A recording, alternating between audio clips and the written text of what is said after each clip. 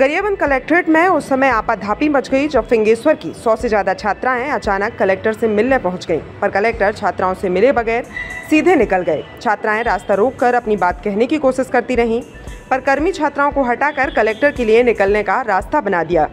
अफसरों के इस रवैये से 65 किलोमीटर दूरी से आए छात्राओं को मायूसी हुई। अब छात्राएं अपनी समस्या का समाधान कराने कलेक्ट्रेट के भीतर प्रांगण में बैठ गई हैं। हालांकि मौके पर जिला शिक्षा अधिकारी पहुंचकर प्रशासन की ओर से मोर्चा संभाले हुए हैं। दरअसल युक्तियुक्तकरण के तहत फिंगेश्वर मुख्यालय में स्थित 425 दर्ज संख्या वाले कन्या उच्चतर विद्यालय को 225 की दर्ज संख्या वाले बालक उच्चतर में मर्ज कर दिया गया, जबकि छात्र, पालक तथा संचालन समिति उसका पुरजोर विरोध कर रही थी। छात्राएं छात्र के साथ एक स्कूल में नहीं पढ़ना चाहती। आरोप है कि छात्र आए दिन उपद्रव करते हैं, लेकिन प्रशासन सरकारी नीति के तहत मर्ज को उचित ठहराते हुए स्थानीय स्तर पर इसका समाधान निकालने की बात करते नजर आ रहे हैं। नहीं, मांग तो पूरी नहीं हुई। मेरे को चाहिए जैसे युक्तिकरण में हो गया है, कन्याशाला यूडाइस हो गया है, वो मैं समझ रही हूँ कि अभी नहीं हो पाएगा, तो धीरे से होगा। मर्ज हो गया है। मैं चाहती हूँ कि व्यवस्था में हमारे शिक्षक जो थे वो शिक्षक बालिकाएं बिल्कुल हाई स्कूल में नहीं जाना चाहती। दलगंजन में कल ही एक स्थिति हुआ है कि एक बालक को पकड़ के जाके दबोचने की कोशिश की है। कल ही रिपोर्ट किया गया है पुलिस थाना में, और अन्य बात होती रहती है वहाँ के स्कूल में। तो बच्चियां बिल्कुल डरी हुई है, सहमी हुई है, बिल्कुल नहीं जाएंगे बोल रहे हैं कन्याशाला में। मैं अध्यक्ष के नाते में आज इन लोग बोले कि हमको कलेक्टर महोदय से मिलाओ, आपसे नहीं हो रहा है। मैं 1.5 महीना से दौड़ रही हूँ कि व्यवस्था बनाइए करके। व्यवस्था टीचर के मैंने जैसे गणित में 2 टीचर है, वहाँ हाई स्कूल में वाणिज्य के भी 2 टीचर है। मैं चाह रही हूँ कि गणित के टीचर दे दे हमको, कॉमर्स के टीचर दे दे, वाणिज्य के दे दे बस।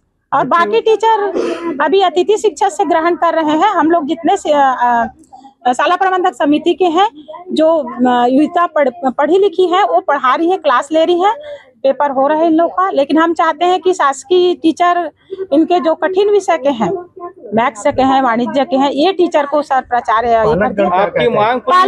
पालक भी बोल रहे हैं कि पालक चाहते हैं कि कन्याशाला में ग्रहण करें। हम भी नहीं भेजेंगे, वहाँ नहीं भेजेंगे। पूरी होने पर क्या है, आगे कदम उठाएंगे? अब बच्चे मांग करने के लिए आए हैं। मैं तो रिक्वेस्ट कर रही हूँ, अधिकारियों से बोलना चाहती हूँ कि बच्चे गुहार सुने, उनका व्यवस्था बनाए, ये चाहती हूँ। कलेक्टर ने हमारी बात नहीं सुनी और वो चले गए, कुछ नहीं बोलने का मौका भी नहीं दिए हमें।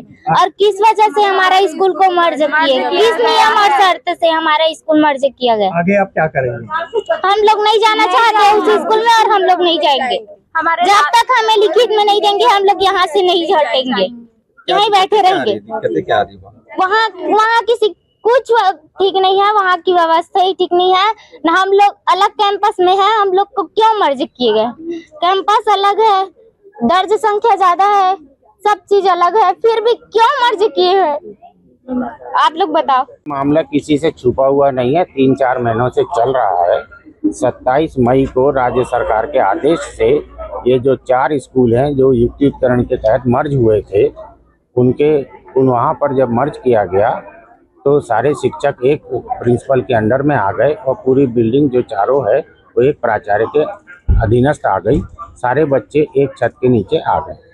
ठीक है, अब चूंकि इन लोगों की संख्या ज़्यादा है, एक तरफ बॉयज़ बैठते हैं और एक तरफ गर्ल्स स्कूल है, तो समस्या वहीं चल रही है कि गर्ल्स जो है वो भी बड़ी संख्या में है, वो इस स्कूल में आकर के बैठ करके पढ़ना नहीं चाह रही है। इसके लिए इनको बहुत बार समझाइश दी गई, क्योंकि इस जो युक्तियुक्तकरण के बाद जितने शिक्षकों की इस विद्यालय में आवश्यकता थी उतने वहाँ पर रखे गए हैं। 4 अतिरिक्त थे, अतिशेष तो उन्हें दूसरे जगह पे पदस्थ किया गया। इस हिसाब से ठाकुर दलगंजन जो उच्चतर माध्यमिक विद्यालय है उसमें पर्याप्त शिक्षक हैं। यदि सारे बच्चे एक साथ एक कक्षाओं में बैठ करके पढ़ेंगे तो इनकी पढ़ाई लिखाई आराम से हो सकती है। बिगड़ी व्यवस्था बनाने के लिए आपके क्या पहल की जा रही है? बिगड़ी है नहीं हमारे हिसाब से। तो क्यों है सर? बच्चे लोग जहाँ बैठना है, प्रिंसिपल जहाँ बैठा रहा है उनको स्थानीय व्यवस्था है। आप हमें बोलेंगे तो हमारी व्यवस्था नहीं है।